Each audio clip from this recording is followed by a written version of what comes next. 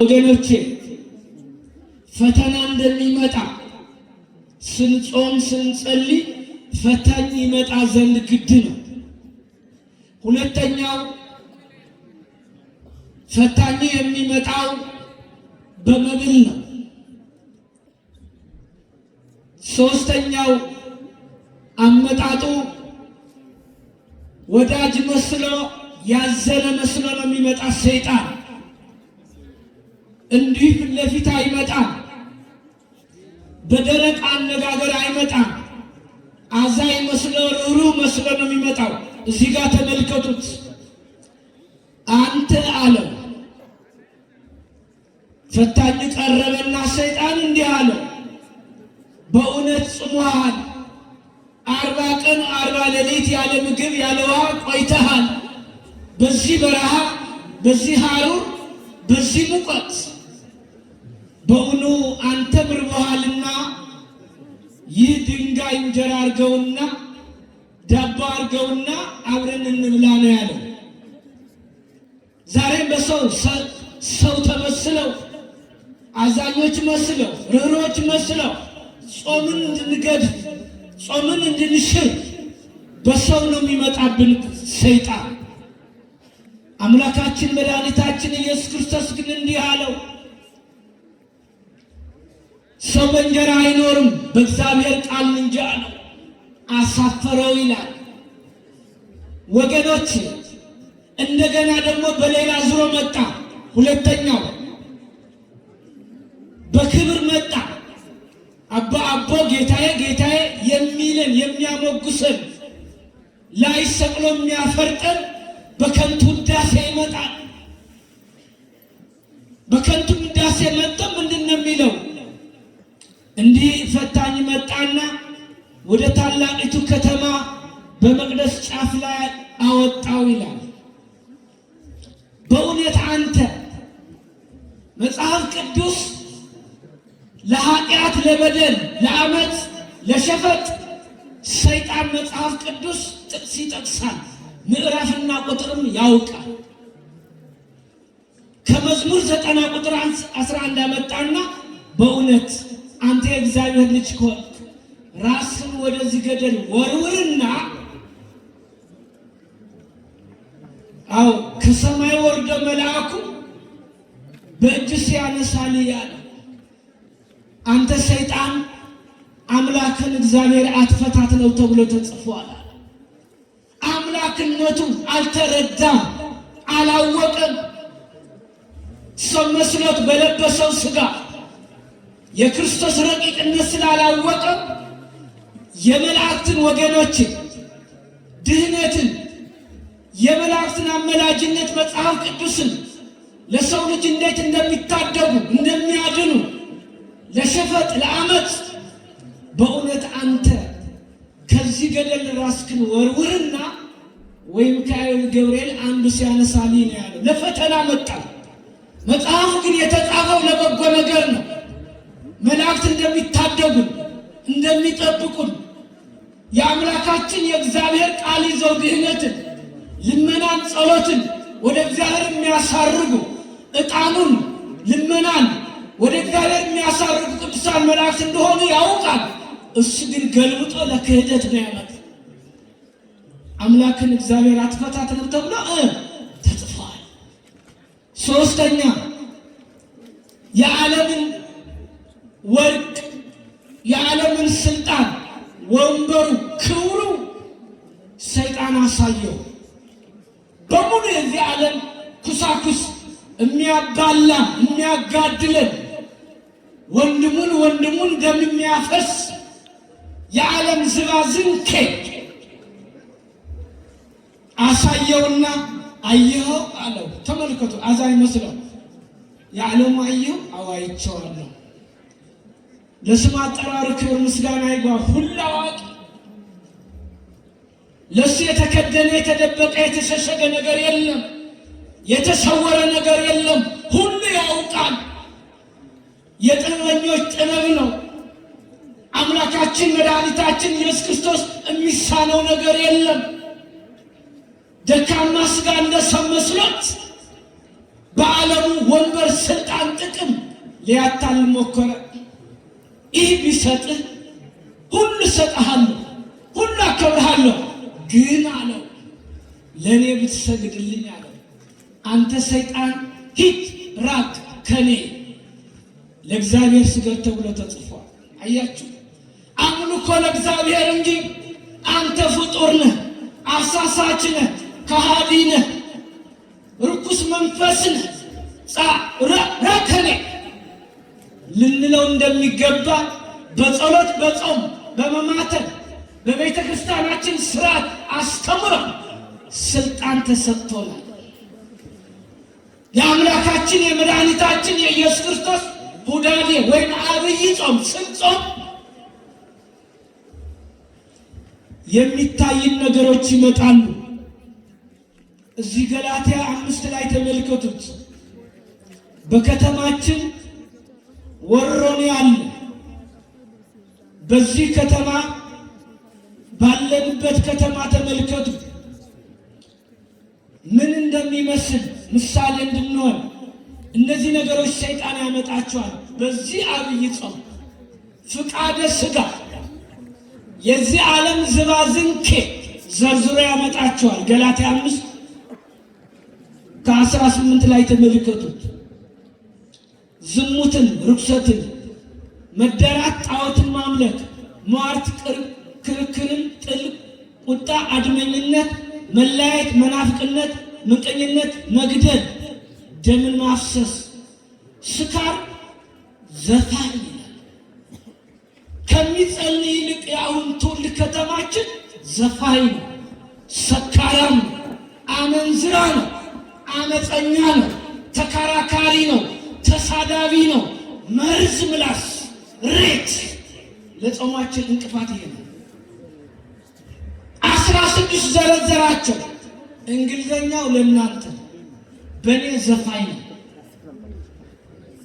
የመጥምቀ ዮሐንስ ሄሮዳዳ ዘፋኟ አንገት ያስቆረጠች ዘፋኝ ሄሮዳዳ በስቷል በከተማችን። ከእግዚአብሔር ይልቅ ዓለማዊ ነገርን ሽታ የሚያበዛበት ምንድን ነው? የምንሸተው መዓዛችን ምንድን ነው? ፍቅር ጠፍቷል፣ መተዛዘን ጠፍቷል፣ መደጋገፍ ጠፍቷል፣ አዘኔታ ጠፍቷል። ሁሉ ጨካኝ ሆነ፣ ሁሉ ወደ አውሬነት ቀረ፣ ተቀየረ። ጅራት ቀረን፣ እንደ አውሬ ጥርስ ቀረን። ግን አለባበሳችን ሰዎች ነን። ሰው ሁኑ ነው ያለው እግዚአብሔር። ልጄ ሆይ አለ ሰው ሁን። እኔ ከአባቶች አልበልጥ፣ አርጅቻለሁ፣ እድሜ ገፍቻለሁ፣ ወገቤ ገብጧል። ልጄ ሰው ሁን። በአንደኛ ነገሥት ምዕራፍ 3:2 ላይ ተመልከቱ። ዳዊት ለልጁ እንዲህ ነው ያለው፣ ሰው ሁን፣ ለሙሴ የሰጠው ሕግን ጠብቅ፣ አባት እናትን አክብር፣ እምክር አብከ። የአባት እናት ግን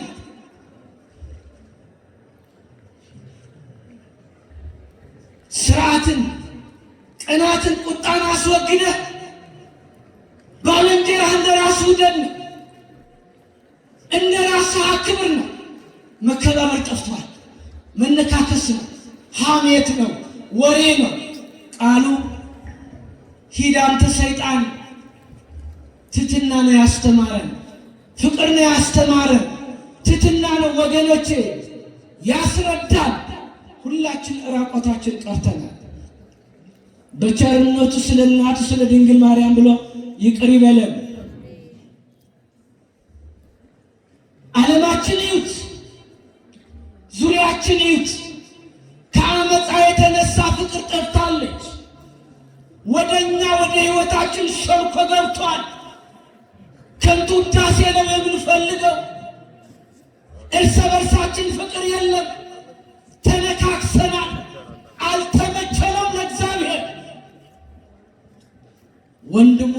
ወንድሙን ደም ያፈሳል። ይሄ ሰይጣን ውጤት ነው። በመጀመሪያ ቃየልን ወንድሙ እንደገደለ ደሙ እንዳፈሰሰው እኛም ኢትዮጵያውያን የአባቶቻችን የእናቶቻችን ዘመን ይመልስልን። ወንድሙን ደም እያፈሰሰ ነው። ለምን አናለቅስም? ለምን አንጸልይም? ለምን አንታረቅም? በማንም ማንም ጣት መቀሰር አይችልም። ሁላችን ወገኖቼ ኃጢአተኞች ነን፣ በደለኞች ነን። እንከን ተገኝቶብናል፣ ነውር ተገኝቶብናል። በእግዚአብሔር ፊት ማን ይቁም? ውሻነቴ ያውቀዋለሁ፣ ውሻነቴን አውቀዋለሁ እንበል። በደላችን ወገኖቼ በዝቷል። ጽዋ እየፈሰሰ እንዘፍናለን፣ እንሰክራለን። እንባ ጠፋ፣ እውነት ጠፋ፣ ክህደት በዛ። በገንዘብ ድቃቂ ሳንቲም እግዚአብሔር ልናታለው አንችልም። መመለስ ያስፈልጋል ወገኖች። ለእግዚአብሔር ደስ የሚያሰኝ ፍሬዎች አሉ። መራራውና ጣፋጩ አስቀምጧል እግዚአብሔር። እዚህ ገላትያ 5 ቁጥርን 21 ጀምራችሁ ተመልከቱት። 22 ላይ የመንፈስ ፍሬዎች የተገለጹ ናቸው። ፍቅር፣ ደስታ፣ ሰላም፣ ትዕግስት፣ ቸርነት፣ በጎነት፣ እምነት፣ የዋህነት፣ ራስ መግዛት ነው። ማን ነው ራሱ ዛሬ የገዛው? በጨርቅ ተሸፋፍነናል፣ እኛም ካባ ለብሰናል፣ ቀሚስ ለብሰናል። ውስጣችን ግን ባዶ ነው። እንደ እግዚአብሔር ፍቃድ ወገኖቼ አልኖርንም። በአመፃ ነው፣ በክህደት ነው። ዓለማችን ጭንቅልቅ ብላለች።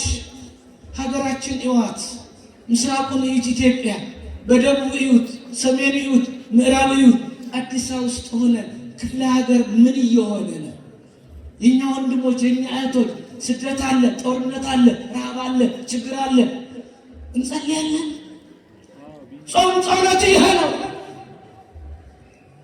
በዕድሜ የሚበጡን አባቶቻችን እናቶቻችን አክብረናል ወይ?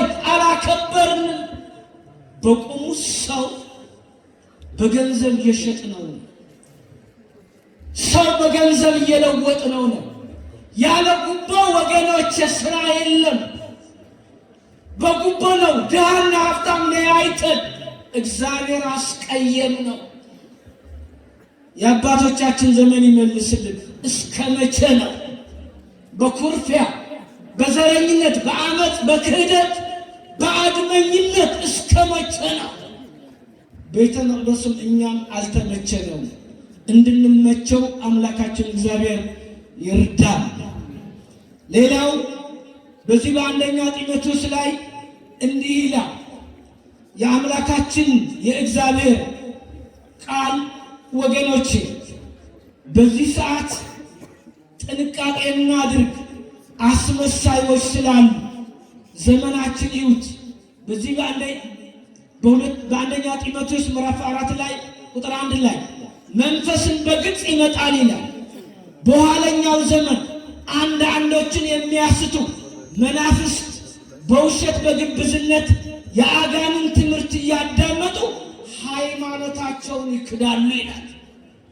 የአጋንን ትምህርት እየሰሙ ሃይማኖታቸው ይክዳሉ። አብሮ ከኛ ጋር ይዘምሩ ነበረ። መኪና ገዙ፣ ቤት ገዙ፣ ችግር የለው።